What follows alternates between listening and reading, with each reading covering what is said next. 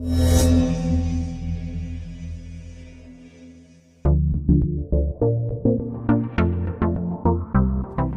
Friends, last લેક્ચરમાં આપણે ભણ્યા હતા ઇલેક્ટ્રિક ચાર્જ વિશે, પણ ઇલેક્ટ્રિક ચાર્જ હજુ પૂરું થયું નથી. ઇલેક્ટ્રિક ચાર્જમાં આપણે ભણ્યા હતા એ ખાલી એટલું જ હતું કે પોઝિટિવ ચાર્જ ક્યાં હોય, નેગેટિવ ચાર્જ ક્યાં હોય, કોના કારણે હોય, પ્રોટોનના કારણે, ઇલેક્ટ્રોનના કારણે, બંને વચ્ચે કઈ ટાઈપનો ફોર્સ લાગે, રબિંગ કરવાથી શું થાય, ઇલેક્ટ્રોન, પ્રોટોન, એટમ, આ બધી ચર્ચા કરેલી. હવે તમને કોઈ ક્વેશ્ચનમાં પૂછે કે ઇલેક્ટ્રિક ચાર્જને ડિફાઇન કરો, તો તમે શું લખશો? Electric charge is a fundamental property of a matter, જેના કારણે ફોર્સ લાગે છે, આ ઇલેક્ટ્રોસ્ટેટિક ફોર્સ લાગે છે. માસ જેવું એનું કામ છે. માસનું શું હોય? માસને તમે ડિફાઇન કરવું હોય તો માસ એટલે શું? Mass is a fundamental property of a matter, જેના કારણે ગ્રેવિટેશનલ ફોર્સ લાગે છે. તો માસ છે તો ગ્રેવિટેશનલ ફોર્સ છે. સેમ ઇલેક્ટ્રિક ચાર્જ છે તો ઇલેક્ટ્રોસ્ટેટિક ફોર્સ છે, જેના વિશે આપણે આ વિડીયોમાં ચર્ચા કરીશું. હવે આપણે ચર્ચા કરીએ છીએ ઇલેક્ટ્રિક ચાર્જના સિમ્બોલ અને એના યુનિટ વિશે. તો ઇલેક્ટ્રિક ચાર્જનો સિમ્બોલ શું? ઇલેક્ટ્રિક ચાર્જનો સિમ્બોલ થયો કેપિટલ ક્યુ. કેપિટલ ક્યુ એનો સિમ્બોલ છે અને એનો યુનિટ શું? એનો યુનિટ થયો કુલમ. કુલમ એક સાયન્ટિસ્ટનું નામ છે. રેડી? હવે એનો સિમ્બોલ શું થયો? તો કેપિટલ સી. એનો સિમ્બોલ થયો કેપિટલ સી. હવે વાત આવે ડાયમેન્શનલ ફોર્મ્યુલાની. તો ડાયમેન્શનલ ફોર્મ્યુલા તમને યાદ નથી રાખવાની. ઘણા લોકો યાદ રાખતા હોય છે 1 1 2 ને 2 2 1 ને બધા ઘણા બધા કરીને, પણ આપણે યાદ રાખવાનું નથી. આપણે ફોર્મ્યુલા ઉપરથી લાવવાનું ઓલવેઝ. યુનિટ અને ડાયમેન્શનલ ફોર્મ્યુલા, યુનિટ અને ડાયમેન્શન ફોર્મ્યુલા, આ બે વસ્તુ આપણે ઓલવેઝ એની ફોર્મ્યુલા ઉપરથી લાવીશું. રેડી? તો અમુક યુનિટ તમારે યાદ રાખવા પડે, જેમ કે કુલમ, જેમ કે ચાર્જનો યુનિટ કુલમ, ફોર્સનો યુનિટ ન્યૂટન. અમુક યુનિટ તમારે યાદ રાખવા પડે. કરંટનો યુનિટ એમ્પિયર. અમુક યુનિટ તમારે કમ્પલસરી યાદ રાખવા પડે, પણ બીજા બધા યુનિટ્સ તમારે યાદ રાખવાના જરૂર નથી. એ પછી આગળ આપણે વાત કરીશું જેમ જેમ આવતું હશે તેમ. અને સેમ વસ્તુ ડાયમેન્શનલ ફોર્મ્યુલા પણ તમારે યાદ રાખવાની જરૂર છે નહીં. એના માટે એક થર્ડ ચેપ્ટરની ફોર્મ્યુલા હું તમને અત્યારે કરાવડાવું છું, જે થર્ડ ચેપ્ટરમાં આવશે, પણ અત્યારે હું તમને કરાવડાવું છું કારણ કે એની જરૂર પડી છે. ક્યુ આઈથી કેમ આઈથી કે ક્યુ આઈથી આ રીતે યાદ રાખવાનું. આઈ એટલે ઇલેક્ટ્રિક કરંટ, જે થર્ડ ચેપ્ટરમાં જ આવશે. ટી ફોર ટાઈમ, ટાઈમ માટે. તો ડાયમેન્શનલ ફોર્મ્યુલા આઈની થાય એમ્પિયર એટલે કે A1 અને ટીની થાય T1. તો ચાર્જની ડાયમેન્શનલ ફોર્મ્યુલા થઈ A1 T1. જોયું તમે? યાદ નથી રાખવાનું. યાદ રહી જાય ભૂલથી તો ઇટ્સ ઓકે, પણ હાથે કરીને યાદ નથી રાખવાનું. ગોખણપટ્ટી નહીં કરવાની, કન્ફ્યુઝ થશો હંમેશા. આવી ડાયમેન્શનલ ફોર્મ્યુલા બહુ જ બધી આવે છે, તો તમે કેટલી યાદ રાખશો? અને બધી યાદ રાખવા જશો એમાં તમે 100% ભૂલ કરશો. તો યાદ નહીં રાખવાની, આ રીતે ફોર્મ્યુલા યાદ રાખવાની, ફોર્મ્યુલા ઉપરથી લાવવાનું. એટલું યાદ હોવું જોઈએ કે ઇલેક્ટ્રિક કરંટનો યુનિટ પણ એમ્પિયર થાય અને એની ડાયમેન્શન ફોર્મ્યુલા A1 થાય. એટલું 100% યાદ હોવું જોઈએ. ઓપ્શનમાં તમને કદાચ MCQ આ પૂછાય ડાયમેન્શન ફોર્મ્યુલા ઓફ ચાર્જ, તો ઓપ્શન તમને આ ટાઈપનો પણ આપેલો હોય, M0 L0 T1 A1 આ ટાઈપનો. તો આ એ જ છે A1 T1. જો ખાલી કરવામાં અલગ છે ને, આ M0 L0 એક્સ્ટ્રા છે. તો તમે ગોખ્યું હોય તો તમને આમાંય તકલીફ પડે અમુક ટાઈમે. ધ્યાન રાખજો બસ ખાલી. ગુજરાત બોર્ડમાં ઓલવેઝ એક માર્ક્સમાં MCQમાં એક ડાયમેન્શન ફોર્મ્યુલા તો પૂછાતી જ હોય છે, પણ એક પૂછાય એટલે આ જ પૂછાય એવું ના હોય, કારણ કે આવી ઘણી બધી ક્વોન્ટિટી છે આપણી પાસે. આવી ઘણી બધી ક્વોન્ટિટી છે આપણી પાસે ટેક્સ્ટ બુકમાં, તો બહુ જ બધી ડાયમેન્શન ફોર્મ્યુલા આવે, તો આ એક નથી એમાં. હવે આપણે ઇલેક્ટ્રિક ચાર્જ વિશે ભણી ગયા, એનો સિમ્બોલ શું છે, એની ડાયમેન્શન ફોર્મ્યુલા શું છે. તો હવે ઇલેક્ટ્રિક ચાર્જ બોડી ઉપર કેટલો હોય એને ડિટેક્ટ કરવા માટે એક ઇન્સ્ટ્રુમેન્ટ છે ઇલેક્ટ્રોસ્કોપ, જે હું અહીંયા ડ્રો કરીને રાખ્યું છે થોડુંક. ઇલેક્ટ્રોસ્કોપ એનું નામ છે. ઇલેક્ટ્રોસ્કોપ એટલે એનો યુઝ આવે ડિટેક્ટ કરવા માટે ચાર્જને. બોડી ઉપરનો ચાર્જ ડિટેક્ટ કરવા માટે ઇલેક્ટ્રોસ્કોપનો યુઝ થાય. આટલું યાદ રાખજો કે એનો યુઝ શું થાય. સૌથી પહેલાં આ યાદ રાખજો, એનું નામ ઇલેક્ટ્રોસ્કોપ છે અને એનો યુઝ શું છે કે ચાર્જને ડિટેક્ટ કરવા માટે બોડી ઉપર.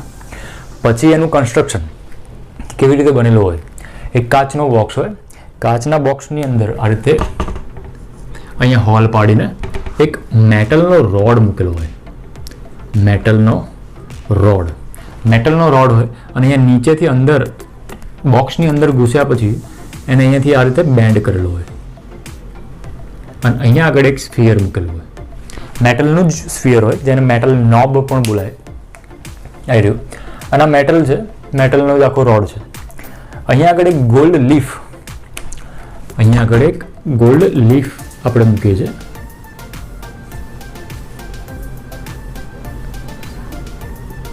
ગોલ્ડ લીફ તમે જોઈ શકો છો. ગોલ્ડ લીફ કઈ રીતે હોય? આ રીતે આ હુક જેવું છે અહીંયા આગળ રોડ, અને રોડની ઉપર આ રીતે પત્તું હોય, એક ગોલ્ડનું પત્તું એવું કહી શકાય લીફ એટલે. અને આને આપણે બેન્ડ કરીને અહીંયા લટકાવતા હોય છે. રેડી? ગોલ્ડ કેમ લીધું? સર પત્તું જ લેવું હતું તો કંઈ પણ લઈ શકો. ગોલ્ડમાં કરંટ પાસ થાય, ગોલ્ડમાં ચાર્જ પાસ થાય. અહીંયા આગળ એલ્યુમિનિયમના વાયર પણ લગાવીએ છીએ આપણે ઇલેક્ટ્રિસિટી માટે. એલ્યુમિનિયમના વાયર પણ આવે, કોપરના વાયર પણ આવે, ગોલ્ડના લગાવી શકો, પણ ગોલ્ડના કોણ લગાવે? સારામાં સારું કહેવાય. ચલો, તો અહીંયા આગળ ગોલ્ડનું લીફ છે. હવે ચાર્જને ડિટેક્ટ કેવી રીતે કરો? આ એનું કન્સ્ટ્રક્શન થયું, બસ આટલું ત્યાંથી વધારે કશું જ નહીં. એક અહીંયા બૂચ આવે, બસ એક રબરનું બૂચ આવે, બસ ટાઈટ રહે એના કારણે, બસ બીજું કંઈ નહીં. હવે અહીંયા આગળ ડિટેક્ટ કરવું છે, તો અહીંયા આગળ આપણે જે પણ બોડીને ડિટેક્ટ કરવી હોય, સપોઝ પોઝિટિવલી ચાર્જ બોડીને ડિટેક્ટ કરવી હોય, સપોઝ પોઝિટિવલી ચાર્જ બોડીને ડિટેક્ટ કરવી હોય, તો એ પોઝિટિવ એ બોડી અહીંયા કોન્ટેક્ટમાં લાવીશું. કોન્ટેક્ટમાં લાવ્યા પછી પોઝિટિવ ચાર્જ સીધો અહીંયા આવી જશે, અને અહીંયા આવ્યા પછી આ જે પત્તું છે ગોલ્ડનું, ગોલ્ડ લીફ, આ રીતે ગોલ્ડનું પત્તું છે, આ રીતે હોય ગોલ્ડનું પત્તું છે. અહીંયા આગળ પણ ચાર્જ આવી જશે, અહીંયા આગળ પણ ચાર્જ આવી જશે, કારણ કે ચાર્જ એનો બધો નીચે જશે. અહીંયા પણ ચાર્જ આવી જશે, અહીંયા પણ ચાર્જ આવી જશે. રેડી? હવે આ બંને ચાર્જ રિપેલ થશે, કારણ કે પોઝિટિવ તો રિપેલ થશે, એટલે આ જે પત્તું છે ગોલ્ડનું લીફ એ થોડું પહોળું થશે, ડાયવર્સ થશે. તો જેટલું વધારે ડાયવર્સ થાય એટલો વધારે ચાર્જ આની પર હોય. સિમ્પલ વાત. ઇલેક્ટ્રોસ્કોપ વિશે ટેક્સ્ટબુકમાં ઘણું બધું આપ્યું છે, તમે વાંચશો તો ઘરે જાતે બનાવવા માટે, સ્ટુડન્ટ્સને ઘરે જાતે બનાવવું હોય તો એના માટે પણ એલ્યુમિનિયમ ફોઇલ લઈને એ લોકોએ બોટલમાં બનાવવાનું કીધું છે, વાંચી લીધું એકવાર. પણ આપણે અન્ડરસ્ટેન્ડિંગ જરૂરી હતી ઇલેક્ટ્રોસ્કોપની. ઇલેક્ટ્રોસ્કોપ કેવું હોય આપણે વાત થઈ એ પ્રમાણે. રેડી? હવે આગળ આપણે ચાલીશું 1.3 કંડક્ટર અને ઇન્સ્યુલેટર. આપણા ટેક્સ્ટબુકમાં ટોપિક છે કંડક્ટર અને ઇન્સ્યુલેટર 1.3. તો કંડક્ટર એટલે તમને ખબર છે, કંડક્ટર એટલે ડ્રાઈવર કંડક્ટર નહીં લે.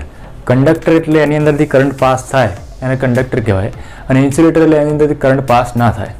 કરંટ પાસ ક્યારે થાય? જ્યારે ઇલેક્ટ્રોન્સ ફ્રીલી મળી રહે તો કરંટ પાસ થાય, ઇલેક્ટ્રોન ફ્રીલી ના મળે તો કરંટ પાસ ના થાય. ટૂંકમાં આ બે ફરક હોય. આ સિવાય એક ત્રીજો પોર્શન પણ આવે, સેમી કંડક્ટર. પણ આપણી પાસે સેમી કંડક્ટરનું આખું ચેપ્ટર છે પાછળ, એટલે આપણે એની વાતો કરીશું. હવે આપણે સ્ટાર્ટ કરીએ છીએ 1.4 charging by induction. Charging by induction માટે મેં ફિગર થોડીક ડ્રો કરી દીધી છે પહેલેથી. તમે જો ચાર્જિંગ બાય ઇન્ડક્શન, સૌથી પહેલાં તમે સમજો ઇન્ડક્શન એટલે શું. ઇન્ડક્શન શબ્દ અડધો તો સમજમાં નથી આવતો લોકોને, અત્યારે તો સમજમાં આવી જશે, પણ પાછળ આખું ચેપ્ટર છે ઇન્ડક્શન ઉપર. ઇન્ડક્શન મતલબ શું? ઇન્ડક્શનનો ગુજરાતી શબ્દ બહુ મસ્ત છે, પ્રેરણ. ઇન્ડક્શનનો ગુજરાતી શબ્દ પ્રેરણ.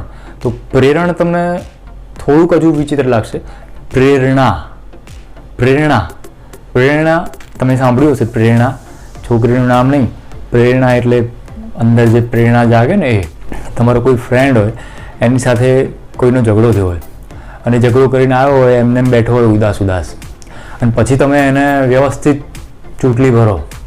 તમે એને કહો, એટલે આવું બોલી ગયો તને પેલો આવું બોલી ગયો, લે ચાલતું હશે, લે હું હોત તો આમ કરી નાખું, તેમ કરી નાખું, એટલે પેલો ઉકળે અંદર. પેલો બચારો શાંત એવું વિચારીને આવ્યો હતો કે કંઈ આગળ વાત નહીં વધારવી, પણ તમે એને ચપટી ભરી અને પેલો એવો ઉકળ્યો સીધો જઈને પેલા જોડે ઝઘડો કર્યો મોટો. મતલબ શું થયું? તમને એમ થશે કે આ શું વાતો કરો તમે.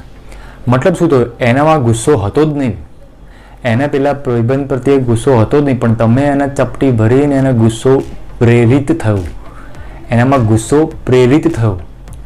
હે ને? હું સચિન તેંડુલકરની પ્રેરણા લઈને ક્રિકેટ રમવાનું શીખું છું. જો સચિન તેંડુલકર ના હોત તો હું ક્રિકેટ ના રમત. મતલબ મને એમનાથી પ્રેરણા મળી. સમજો છો? પ્રેરણ તો પ્રેરિત. ઇન્ડક્શનનો મતલબ જ એ. ઇન્ડક્શનનો મતલબ તમારામાં ગુસ્સો હતો નહીં, પણ ગુસ્સો ઇન્ડ્યુસ થયો કોઈક બીજાના કારણે. આ ઇન્ડક્શનનો મતલબ સમજો પહેલાં. તો અહીંયા આગળ ચાર્જિંગ બાય ઇન્ડક્શન લખ્યું છે, મતલબ ચાર્જિંગ હતું નહીં પણ ચાર્જિંગ ઇન્ડ્યુસ થયું. તો આ ફિનોમિનોનને બોલાય ઇન્ડક્શન. ઇન્ડક્શન વર્ડ સમજો. ચલો, તો અત્યારે આપણે બે સ્ફિયર લીધા, તમે અહીંયા જોઈ શકો છો બે સ્ફિયર છે અને આ જે બે છે નીચે એ ઇન્સ્યુલેટિંગ સ્ટેન્ડ છે. Insulating stand because A charge જે સ્ફિયર ઉપર હશે એ સ્ટેન્ડ ઉપર આવે નહીં. ચાર્જ તમે હાથમાં પકડો તો પછી ચાર્જ તકલીફ પડે, એટલે ઇન્સ્યુલેટિંગ સ્ટેન્ડ. તો આ બંને સ્ફિયર કેવા છે? મેટલના સ્ફિયર છે. બંને છે ન્યુટ્રલ. ન્યુટ્રલ મતલબ શું? 3 પ્લસ છે, અહીંયા પણ 3 પ્લસ છે, તો 3 માઇનસ હશે, 3 માઇનસ હશે. સમજો છો? 3 પ્લસ 3 માઇનસ, 3 પ્લસ 3 માઇનસ, બંને સ્ફિયર છે અહીંયા ન્યુટ્રલ. હવે આગળ જઈએ. આગળ સેમ સિચ્યુએશન, સ્ફિયર એના એ જ છે. બંને સ્ફિયર કોન્ટેક્ટમાં છે. તમે જુઓ, બંને સ્ફિયર કોન્ટેક્ટમાં છે. આ પહેલો પોર્શન આવે અને આ સેકન્ડ પોર્શન આવે. બંને સ્ફિયર હજુ કોન્ટેક્ટમાં છે અને બાજુમાં આપણે એક પોઝિટિવલી ચાર્જ રોડ મૂકેલો છે. પોઝિટિવલી ચાર્જ રોડ એટલે કયો રોડ? ગ્લાસ રોડ કે પ્લાસ્ટિક રોડ? એ તમને યાદ હોવું જોઈએ પહેલા લેક્ચરમાં. ગ્લાસ રોડ, પોઝિટિવલી ચાર્જ મતલબ ગ્લાસ રોડ. તો ગ્લાસ રોડ એ પણ રબ કરેલો સિલ્ક ક્લોથ સાથે. એકલો ગ્લાસ રોડ નહીં, ગ્લાસ રોડ રબ્ડ કરેલો હોય સિલ્ક ક્લોથ સાથે, ત્યારે ગ્લાસ રોડ પોઝિટિવલી ચાર્જ બને. તો મતલબ આ છે ગ્લાસ રોડ પોઝિટિવલી ચાર્જ. તમે જુઓ છો કોન્ટેક્ટમાં નથી, સ્ફિયરના કોન્ટેક્ટમાં નથી હજુ. હજુ તો ખાલી એક નજીક મૂક્યો છે, આપણે પ્લેસ કર્યો છે નજીક. આ સ્ફિયર છે ને આ રોડ છે આ રીતે. તો ઓબ્વિયસલી રોડ છે પોઝિટિવલી ચાર્જ. તો આ સ્ફિયરની અંદર જે નેગેટિવલી ચાર્જ હશે એ એટ્રેક્ટ થશે. તો ઓબ્વિયસલી અહીંયા ત્રણ જે ઇલેક્ટ્રોન્સ હતા એ 3 ઇલેક્ટ્રોન્સ અહીંયા આવી ગયા, એટ્રેક્ટ થયા. અહીંયા જે 3 ઇલેક્ટ્રોન્સ હતા એ પણ એટ્રેક્ટ થવાના ઓબ્વિયસલી. પણ એ જે 3 ઇલેક્ટ્રોન છે એ એટ્રેક્ટ તો થશે આ પોઝિટિવ ચાર્જના કારણે, પણ આ જે નેગેટિવ છે એના કારણે થોડું એને રિપલ્ઝન પણ લાગશે. એટલે એક્ઝેક્ટ કોર્નર ઉપર આવી શકશે નહીં, થોડા ઇલેક્ટ્રોન અહીંયા રહેશે. હવે વાત થઈ પ્લસની. તો પ્લસ તો ક્યાંય ખસે નહીં, મતલબ પ્લસ 3 જે હતા એ અહીંયા રહેશે અને 3 જે હતા એ અહીંયા રહેશે. સમજો છો? સમજો છો? આગળ જઈએ. અહીંયા આગળ ફરીથી સેમ ટુ સેમ વાત હજુ, પણ હવે આપણે એને કોન્ટેક્ટ હટાવી દીધું. કોન્ટેક્ટ હટાવવાથી શું થાય? હવે ચાર્જ ટ્રાન્સફર નહીં થાય આમથી આમ ક્યાંય પણ. તો સૌથી પહેલાં આપણે અહીંયા કોન્ટેક્ટ હટાવ્યો. હજુ પોઝિટિવ ચાર્જ છે એટલે પોઝિટિવના કારણે જે એટ્રેક્શન હતું એ હજુ છે. તો આ પેલા 3 પ્લસ, આ પેલા 3 માઇનસ, અને અહીંયાથી જે માઇનસ આમાં આવ્યા હતા એ પણ ક્યાંક અહીંયા હશે અને અહીંયા ખાલી પ્લસ જ છે. જો સિચ્યુએશન આની યાદ છે, સિચ્યુએશન આની યાદ છે. જો સમજો છો? ખાલી મેં આ કોન્ટેક્ટ હટાવી દીધો, બસ, બીજું કશું નથી કર્યું. તો હવે જો, હવે હું આ રોડને પણ હટાવી દઉં છું. હવે અહીંયા રોડ નથી. હવે નેક્સ્ટ સિચ્યુએશન આવી. હવે અહીંયા આગળ પોઝિટિવલી ચાર્જ રોડ નથી, મતલબ એના કારણે જે એટ્રેક્શન લાગતું એ નહીં હોય. તો હવે જે ઇલેક્ટ્રોન છે એ થોડા ફ્રી થઈ જવાના હવે, હે ને? પહેલાં એને એટ્રેક્શન હતું. આ પોઝિટિવ ફરીથી એમના એમ જ છે હજુ. અહીંયા જે હતા, હવે તમે જુઓ ફરીથી અહીંયા પહેલાં 3 પ્લસ હતા અને 3 માઇનસ હતા, હે ને? અહીંયા ફરીથી 3 પ્લસ અને 6 માઇનસ હતા. સેમ વસ્તુ અહીંયા પણ 3 પ્લસ અને 6 માઇનસ હતા. 6 માઇનસ છે તો વધારે કોણ છે, પોઝિટિવ કે negative? Negative. 3 plus 6 minus, 3 plus 6 minus. તો 3 પ્લસ અને 3 માઇનસ તો ન્યુટ્રલ થઈ ગયા. તો બચ્યા કેટલા? 3 માઇનસ. Very good. તો 3 માઇનસ, તો આની પાસે હવે ચાર્જ કેટલો રહેશે? નેગેટિવ. 3 નેગેટિવ જેટલો. જો ન્યુટ્રલ હોય ને તો આપણે ચાર્જ બતાવતા નથી. શરૂઆતમાં આપણે ચાર્જ બતાવતા નથી. આ તો ખાલી બતાવ્યા છે અહીંયા. બાકી જોઈજો તમે ટેક્સ્ટબુકમાં જોજો, ટેક્સ્ટબુકમાં જોજો આપણે ચાર્જ બતાવતા નથી. ન્યુટ્રલ હોય એટલે આપણે ચાર્જ બતાવતા નથી. અંદર હોય ખરા ઇલેક્ટ્રોન પ્રોટોન, પણ આપણે બતાવતા નથી કારણ કે ચાર્જ એનો ટોટલ ન્યુટ્રલ છે, ટોટલ ચાર્જ. તો અહીંયા આગળ હવે ન્યુટ્રલ જે ચાર્જ છે આપણે બતાવ્યો નહીં, ખાલી એક્સ્ટ્રા જે એડિશનલ ચાર્જ હતો નેગેટિવ વાળો એ આપણે અહીંયા બતાવ્યો. હવે હજુ આ નજીક છે, તમે જુઓ હજુ આ નજીક છે. અચ્છા, એ વાત નોટ કરવા જેવી. હજુ આ નજીક છે, નજીક છે એટલે અહીંયા એટ્રેક્શન લાગશે. હવે આ માઇનસ માઇનસ માઇનસનું આ પ્લસ પ્લસ વાળા સાથે, આ પ્લસ પ્લસ વાળા સાથે ટેક્સ્ટબુકમાં આ રીતે બતાવ્યું છે, પણ હકીકતમાં તમને ખબર છે કે પ્લસ એની જગ્યા કદી ના છોડે. પ્લસ કદી આમ ને આમ આવે નહીં. ભલે એ લોકોએ ટેક્સ્ટબુકમાં બતાવ્યું હશે પણ તમે એનું વાંચજો, લખેલું હશે એ અંદર વાંચજો. અંદર ટેક્સ્ટબુકમાં લખ્યું હશે એ વાંચજો, એમાં તમને ખ્યાલ આવશે. ટેક્સ્ટબુકમાં ફિગર તો આવી જ છે કે પ્લસ આમ એટ્રેક્ટ થયા, પ્લસ આમ રિપલ થયા, આ ટાઈપની ફિગર છે. પણ તમને ખ્યાલ છે ને, તમે જાણો છો કે પોઝિટિવ ક્યારેય એની જગ્યા ઉપરથી હલે નહીં, સિવાય કે તમે ન્યુક્લિયર પ્રોસેસ કરો તો. આ રીતે થયા. હવે આને બહુ દૂર લઈ ગયા તો હવે નેગેટિવ ચાર્જ એની જાતે સ્પ્રેડ થઈ જશે, પોઝિટિવ ચાર્જ પણ એની જાતે સ્પ્રેડ થઈ જશે, યુનિફોર્મલી સ્પ્રેડ થશે. યુનિફોર્મલી શબ્દ મતલબ મારા 10 સ્ટુડન્ટ છે, 10 સ્ટુડન્ટને હું એક ચોકલેટ આપી દઉં, મતલબ ચોકલેટનું યુનિફોર્મલી ડિસ્ટ્રીબ્યુશન થયું. પણ મારા ચહિતા સ્ટુડન્ટ હોય એને હું 5 ચોકલેટ આપું ને મારા ડબલા ફબલા જે સ્ટુડન્ટ્સ હોય એને હું 2 ચોકલેટ જ આપું, તો આ યુનિફોર્મલી ડિસ્ટ્રીબ્યુશન ના કહેવાય. યુનિફોર્મલી ડિસ્ટ્રીબ્યુશન એટલે બધી જગ્યાએ સેમ હોય, સમજો. એનું જે પ્રપોર્શન છે એ સેમ હોય બધી જગ્યાએ, એની ડેન્સિટી છે એ બધી જગ્યાએ સેમ હોય. હવે આવે છે એક્ઝામ્પલ 1.1. એક્ઝામ્પલ 1.1માં એવું પૂછ્યું છે, how can you charge a metal sphere positively without touching it. એને ટચ કર્યા વગર એને પોઝિટિવલી ચાર્જ કઈ રીતે કરી શકો તો મેટલ સ્ફિયરને. તો આગળ જેમ થિયરી આપણે ભણ્યા હતા સેમ ટુ સેમ અહીંયા પણ આવે છે. અહીંયા આપણે લીધો છે એક મેટલ સ્ફિયર, ફરીથી સેમ એક ઇન્સ્યુલેટિંગ સ્ટેન્ડ. મેટલ સ્ફિયર કેવો છે અહીંયા આગળ ન્યુટ્રલ, કારણ કે આપણે ચાર્જ કરવાનું છે. ચાર્જ કરવાનો છે તો શરૂઆતમાં એ ન્યુટ્રલ હોવો જોઈએ. જો શરૂઆતમાં જ એ ચાર્જ હોય તો પછી ચાર્જ કરવાનો કોઈ મતલબ નથી, સમજો છો. કોઈ વસ્તુને ચાર્જિંગ કરવું હોય તો પહેલાં એ ન્યુટ્રલ હોવો જોઈએ, પછી એને ચાર્જિંગ થાય. તો પહેલાં આને ન્યુટ્રલ એ યાદ રાખવું, ભૂલી જાઓ તો એ યાદ આવવું જોઈએ આ રીતે. તો આ એક સ્ફિયર છે, મેટલ સ્ફિયર, જે ન્યુટ્રલ છે, મતલબ એની અંદર પોઝિટિવ ચાર્જ પણ હશે, નેગેટિવ ચાર્જ પણ હશે, પ્રોટોન પણ હશે, ઇલેક્ટ્રોન પણ હશે.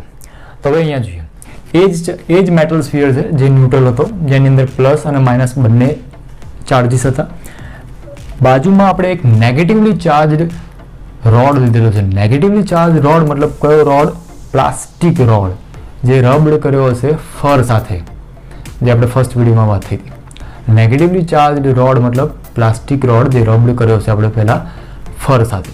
તો એ નેગેટિવલી ચાર્જ રોડ આપણે બાજુમાં પ્લેસ કર્યો છે, ટચ નથી કરવાનું એવું અંદર ચોખ્ખું લખ્યું છે કે વિધાઉટ ટચિંગ. તો બાજુમાં મૂકી દીધું. તો નેગેટિવ ચાર્જ છે એટલે પોઝિટિવ ચાર્જને એટ્રેક્ટ કરશે અને નેગેટિવ ચાર્જને રિપેલ કરશે. પોઝિટિવ ચાર્જને એને એટ્રેક્ટ કર્યો, નેગેટિવ ચાર્જને એને રિપેલ કર્યો. પ્લસ આમ બતાવ્યા છે બિકોઝ ટેક્સ્ટ બુકમાં બતાવ્યું છે, બાકી તમને ખબર છે કે પોઝિટિવ ચાર્જ એની જગ્યા ઉપરથી હલે નહીં, ધ્યાન રાખો. તો પ્લસ ચાર્જ આપણે એટ્રેક્ટમાં બતાવ્યા છે અહીંયા, નેગેટિવ ચાર્જ અહીંયા રિપેલમાં બતાવ્યા છે. સેમ વસ્તુ આગળથી. હવે આ નેગેટિવ ચાર્જ છે, ફરીથી પોઝિટિવ ચાર્જ તો ત્યાં રિપલમાં એટ્રેક્ટમાં હશે જ પોઝિટિવ ચાર્જ, અને નેગેટિવ ચાર્જ અહીંયા રિપલમાં હશે. 3 પોઝિટિવ 3 નેગેટિવ, બિકોઝ ન્યુટ્રલ હતો શરૂઆતમાં. હવે આ શું કર્યું આપણે? આને કહેવાય અર્થિંગ. અર્થિંગનો મતલબ શું? અર્થિંગ એટલે જમીનમાં કોન્ટેક્ટમાં હોય wire. Earth is a large source of electrons. તો અર્થ તમે જેટલા ઇલેક્ટ્રોન્સ આપશો એ લઈ લેશે. તો આ તો બચારા 3 ઇલેક્ટ્રોન, તો 3 ઇલેક્ટ્રોન અર્થ તરત જ ખેંચી લેશે.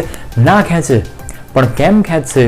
બિકોઝ અહીંયા આ નેગેટિવ ચાર્જના કારણે રિપલ્ઝન લાગે છે. એટલે આ નેગેટિવ ચાર્જ તો ઈચ્છતા જ હતા કે અહીંયાથી હું બહાર નીકળી જાઉં, પણ અહીંથી બહાર નીકળવાનો કોઈ રસ્તો નહોતો. જેવો રસ્તો મળ્યો એટલે તરત જ આ નેગેટિવ ચાર્જ બધા જતા રહ્યા. ગ્રાઉન્ડિંગ પણ કહેવાય, અર્થિંગની જગ્યાએ એને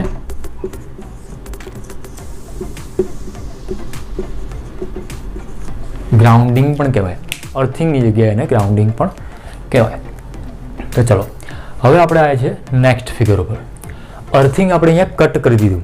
અર્થિંગ કટ કરી દીધું. કેમ કટ કર્યું? કારણ કે એ જે નેગેટિવ ચાર્જ અર્થિંગમાં ગયો છે, અર્થમાં ગયો છે, એ પાછો ના આવે એના માટે સૌથી પહેલું કામ આપણે અર્થિંગના વાયરને કટ કરવાનું કર્યું. તો અર્થિંગનો વાયર અહીંથી આપણે રિમૂવ કરી દીધો. તો આ નેગેટિવ ચાર્જ સાથે હજુ આ પોઝિટિવ ચાર્જ તો એટ્રેક્શનમાં હતો જ, અને નેગેટિવ ચાર્જ હવે અર્થિંગમાં જતો રહ્યો છે એટલે હવે પાછો આવી શકવાનો નથી, કારણ કે આપણે વાયર રિમૂવ કરી દીધું છે. નેક્સ્ટ ફિગર, રોડ આપણે અહીંયાથી હટાવી દીધો. તો હવે જે આ પોઝિટિવ ચાર્જ એ નેગેટિવ ચાર્જના એટ્રેક્શનમાં હતા એ યુનિફોર્મલી ડિસ્ટ્રીબ્યુટેડ થઈ જશે. હવે તમે ફરીથી પાછા પૂછશો કે સર આ એટ્રેક્ટ થયા અને હવે તમે તો કીધું તો પોઝિટિવ ચાર્જ તો ના હલે. ના જ હલે બકા, ના જ હલે. હું અહીંયા એટલા માટે બતાવું છું કારણ કે ટેક્સ્ટ બુકમાં આવી ફિગર આપી છે, તમે કન્ફ્યુઝ ના થાવ માટે. ટેક્સ્ટ બુકમાં કેમ આવું આપ્યું છે, ટેક્સ્ટ બુકમાં ખોટું આપ્યું છે તો થોડું કહી શકાય કે હા ખોટું આપ્યું છે, પણ તમે ટેક્સ્ટ બુકમાં વાંચો તો ખબર પડશે. ફિગરને ઇગ્નોર કરો અને અંદર રીડ કરો. રીડ કરશો તો જે મેં કીધું છે એ જ તમને ત્યાં મળી જશે, એ જ શબ્દો તમને મળી જશે. કદાચ થોડાક હાર્ડ હશે શબ્દો, એના થોડાક અઘરું પડે તમને કદાચ સમજવું એને, પણ શબ્દો એ છે. ઇલેક્ટ્રિક ચાર્જ વિશે આપણે ભણી ગયા. હવે તો હવે ઇલેક્ટ્રિક ચાર્જની બેઝિક પ્રોપર્ટીઝ વિશે આપણે સમજીએ. 1.5 theory, basic properties of charge. ચાર્જની બેઝિક પ્રોપર્ટી જે 2 માર્ક્સમાં કદાચ ક્વેશ્ચનમાં પણ પૂછાય, CBSEમાં 1 માર્ક્સમાં પણ પૂછાય કે write any 2 properties of charge. ચલો, તો ફર્સ્ટ પ્રોપર્ટી છે એડિટિવિટી. ફર્સ્ટ પ્રોપર્ટી છે એડિટિવિટી, જે એકદમ લલ્લુ જેવી છે, જેમાં એટલું બધું તમે નહીં પડો તો પણ ચાલશે. એડિટિવિટી મતલબ ચાર્જને તમે એડ કરી શકો છો. તો હા, એડ એટલે કેવી રીતે? તમારી પાસે 5 ઇલેક્ટ્રોન છે, તમારી પાસે 5 પ્રોટોન છે, તો ચાર્જ ન્યુટ્રલ ક્યારે થાય? જ્યારે તમે એને એડ કરી શકો. -5e + 5e total 0. What is e એ હમણાં વાત કરીએ. તો ટોટલ 5 ઇલેક્ટ્રોનનો ચાર્જ, ટોટલ 5 પ્રોટોનનો ચાર્જ, ટોટલ એડ કરીએ પછી 0 થાય ને. આનો નેગેટિવ ચાર્જ, આનો પોઝિટિવ ચાર્જ એડ કરીશું ત્યારે તો it can be add charge. Conserve, આ એક સારી પ્રોપર્ટી કહેવાય. Conserve, charge is conserved. Conserved મતલબ કોન્સ્ટન્ટ રહે. ચાર્જ ઓલવેઝ કોન્સ્ટન્ટ રહે, પણ ચાર્જ ઓલવેઝ કોન્સ્ટન્ટ ક્યાં રહે? આ બહુ સમજવા જેવી વાત છે. ચાર્જ ઇઝ કન્ઝર્વડ, તમે લખી પણ દેશો ચાર્જ કોન્સ્ટન્ટ રહે, ચાર્જ રિમેઇન કોન્સ્ટન્ટ, પણ ક્યાં? In isolated system. Charge is conserved in isolated system. હવે વોટ ઇઝ આઇસોલેટેડ? તમે ઘણા ટાઈમથી ભણતા હતા બધું. આઇસોલેટેડ શબ્દ તમે કદાચ ઘણી જગ્યાએ સાંભળ્યો હશે, પણ તમને ખ્યાલ નથી હોતો. તમે યાદ કઈ રીતે રાખો? તમને શબ્દનો મિનિંગ જ નથી ખબર, તો તમે આને યાદ કઈ રીતે રાખવાના? તો શબ્દનો મિનિંગ સમજો પહેલાં. ના ખ્યાલ આવે તો ડિક્શનરી ને યુટ્યુબ, ગૂગલ બધું કેટલું બધું હોય છે. કોઈ પણ શબ્દ સમજમાં ના આવે તો ટેક્સ્ટ બુકમાં. આપણે તો ગુજરાતીમાં બોલીએ છીએ, આપણે વાંધો ના આવે. તો charge is conserved in isolated system.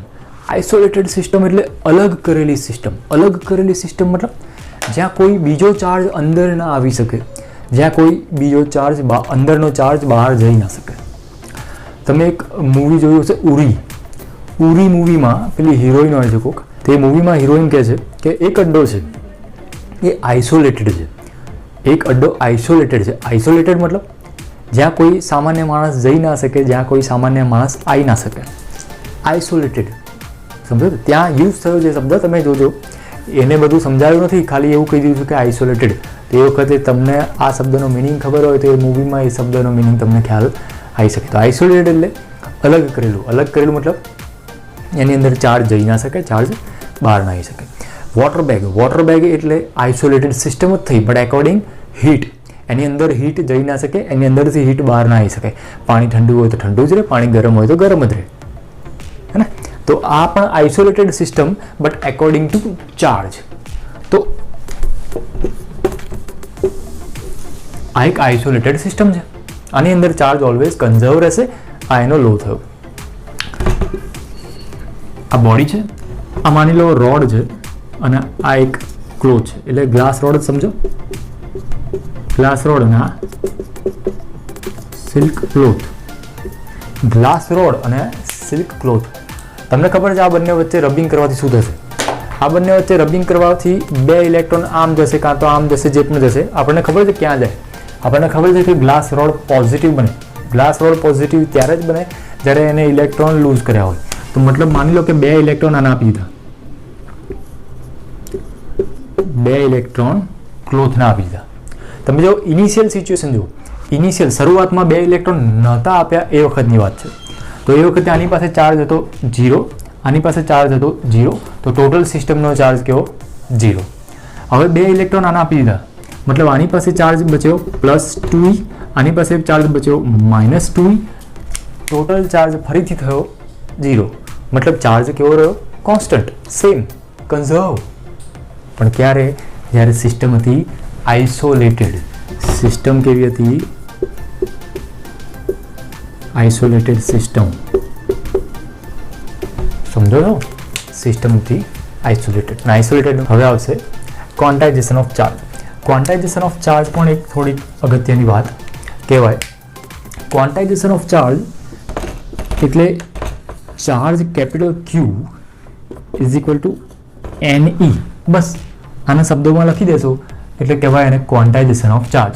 It's known as quantisation of charge. તો આના શબ્દોમાં કઈ રીતે કરો તેના માટે સૌથી પહેલાં E શું છે એ તમારે સમજવું પડે. Vote is E? Plus E મતલબ charge of proton, minus E મતલબ ચાર્જ ઓફ ઇલેક્ટ્રોન. ઇઝી કશું જ નથી. પ્લસ E મતલબ ચાર્જ ઓફ પ્રોટોન, સમજો છો. આ પ્લસ E મતલબ charge of proton, minus E મતલબ ચાર્જ ઓફ ઇલેક્ટ્રોન. તો કોઈ પણ બોડી હોય એની પાસે કાં તો એક ઇલેક્ટ્રોન હોય, કાં તો બે ઇલેક્ટ્રોન હોય, કાં તો 3 હોય, 4 હોય, 10 હોય, 50 હોય, સમજો. 1 હોય, 2 હોય, 2.5 ઇલેક્ટ્રોન હોય, 2.5 ઇલેક્ટ્રોન ના હોય, 2.5 ઇલેક્ટ્રોન ના હોય, ઇલેક્ટ્રોન આખો જ હોય. ઇલેક્ટ્રોન અડધો ક્યાંથી કદી જોયો તમે? ક્યાંય ના હોય. તમે કહેશો પાછા સર અમે તો ઇલેક્ટ્રોન નહીં જોયો, તમે અડધા ઇલેક્ટ્રોનની ક્યાં વાત કરો છો? તો અહીંયા આગળ હોય 1 electron, 2, 5 electron, but 6.5 electron possible નથી. મતલબ એવું થયું કે charge of any body is integer multiple of charge of any body is integer multiple of basic charge, basic electronic charge અથવા ફંડામેન્ટલ ઇલેક્ટ્રોનિક ચાર્જ.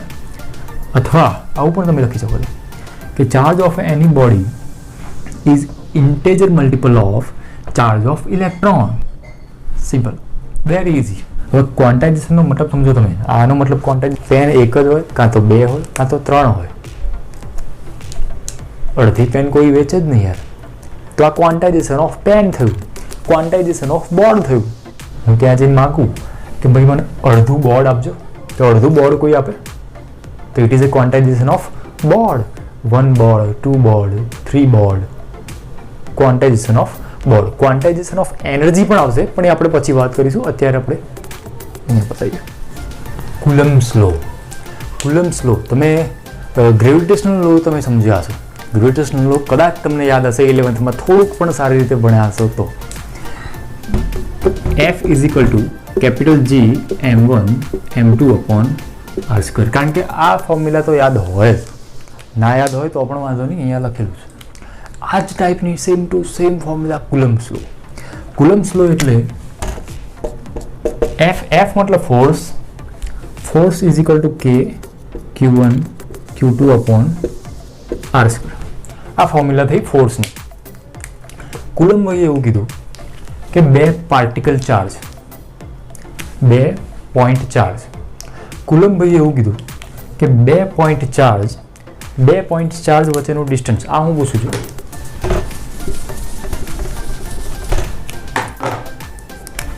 બે પોઈન્ટ ચાર્જ છે Q1 અને Q2. Point charge જો અહીંયા હું પોઈન્ટ બતાવું છું. Point charge મતલબ એક પાર્ટિકલ હોય અને એનો કંઈક ચાર્જ હોય. તો Q1 અને Q2 2 પોઈન્ટ ચાર્જ છે. બંને વચ્ચેનું એક સ્પેસિફિક ડિસ્ટન્સ છે, સપોઝ R. તો એ બંને ચાર્જ વચ્ચે જે ફોર્સ લાગતો હશે, એ બંને ચાર્જ વચ્ચે જે ફોર્સ લાગતો હશે એકબીજાના કારણે, force due to each other, એ જે ફોર્સ છે is directly proportional to product of this two charge. આવી રીતે પણ લખાય. Product of directly proportional to product of magnitude of the charge and inversely proportional to the square of the distance between them. Inversely proportional to the square of the distance between them. થોડુંક લખવામાં ધ્યાન રાખવું પડે બધું. એ તમને થોડુંક રટવું પડે તો રટવામાં વાંધો નહીં, થોડું ઘણું રટાય પણ સમજો. રટવામાં વાંધો નહીં પણ સમજો. તો આ ફોર્મ્યુલા યાદ રાખીશું. પિક્ચરનો મેઇન હીરો કહેવાય ફોર્મ્યુલા આપણે યાદ રાખીશું. અહીંયા વોટ ઇઝ કે, સ્મોલ કે. વોટ ઇઝ સ્મોલ કે? Q1 Q2 ખબર પડી ગઈ કે 2 પાર્ટિકલના ચાર્જ છે. આર ખબર પડી કે બંને વચ્ચેનું ડિસ્ટન્સ છે. તો વોટ ઇઝ સ્મોલ કે? સ્મોલ કે કયો ફોર્સ છે? આ કુલમ્સ લો. કયો લો છે? આ કુલમ્સ લો. આ ફોર્સને આપણે કુલમ ફોર્સ કહી શકાય. કે વોટ ઇઝ કે? કુલમ્સ કોન્સ્ટન્ટ. કુલમ્સ કોન્સ્ટન્ટ એક પ્રપોઝનાલિટી કોન્સ્ટન્ટ છે જેને કુલમ્સ કોન્સ્ટન્ટ કહેવાય. એની વેલ્યુ આપણે યાદ રાખવી પડશે 9 × 10⁹. એની વેલ્યુ આપણે યાદ રાખવી પડશે 9 × 10⁹. હવે એનો યુનિટ, તો એનું યુનિટ મને યાદ નથી અને હું તમને પણ એમ જ કહું કે તમે યાદ રાખશો નહીં. હું અહીંયાથી બનાવું એનો યુનિટ, હું અહીંયાથી બનાવું, હું અહીંયાથી કેને સબ્જેક્ટ બનાવું, તો હું અહીંયા કેને રફલી સબ્જેક્ટ બનાવું છું. તો શું થશે? અહીંયા રાઈટ લેફ્ટ સાઈડ શું છે? એફ. કેની સામે છે એફ, તો અહીંયા હું એફ બતાવું છું. એની મલ્ટીપ્લાય આર સ્ક્વેર આવી જશે. અહીંયા ડિવાઈડમાં હતો તો અહીંયા મલ્ટીપ્લાયમાં આવી ગયો. Q1 Q2 ઉપર હતા, અહીંયા નીચે આવી જશે. તો અહીંયા ડિવાઈડમાં Q1 Q2 આવી જશે. સમજો છો? હવે કેનો યુનિટ હું કેવી રીતે લાવીશ તમે જુઓ. એફનો યુનિટ થાય ન્યૂટન, તો અહીંયા હું લખું છું ન્યૂટન. બાજુમાં આર શું છે? ડિસ્ટન્સ. ડિસ્ટન્સનો યુનિટ થાય મીટર, તો અહીંયા લખું છું મીટરનો સ્ક્વેર. Divide by charge. બે ચાર્જ છે અને મલ્ટીપ્લાયમાં છે. એક ચાર્જનો યુનિટ કુલમ, બીજા ચાર્જનો યુનિટ પણ કુલમ જ થાય. ગમે તેવો મોટો હોય, ગમે તેવો નાનો હોય, કુલમ જ થાય. તો coulomb into coulomb, coulomb square. તો અહીંયા નીચે લખીશું કુલમ સ્ક્વેર. તો યુનિટ બનાવવાનો હોય, યુનિટ યાદ ના રાખવાનો હોય. જો યુનિટ યાદ રાખવામાં તમે તમારું મગજ બગાડશો તો આ કોણ યાદ રાખશે? જો યુનિટ યાદ રાખવામાં તમે તમારું મગજ બગાડશો તો આ કેની વેલ્યુ કોણ યાદ રાખશે? સમજો છો? ખોટી જગ્યાએ મગજ નહીં યુઝ કરવાનું. તો એ સિવાય બીજી એક વાત કે આ કે ઇઝ ઇક્વલ ટુ આપણે એક ફોર્મ્યુલા યુઝ કરીએ છીએ 1/4πε0. એપ્સાઇલોન નોટ નવી ક્વોન્ટિટી આવી પછી. K is equal to 1/4πε0. Epsilon naught, what is epsilon naught? Epsilon naught is a permittivity of free space.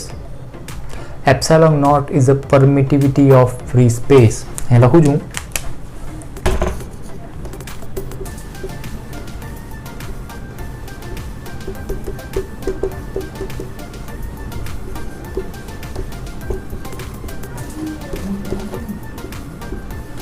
બે વાર હું એટલે બોલું છું કારણ કે તમારે ફરીથી રિવાઇઝ ના કરવું પડે વિડીયો.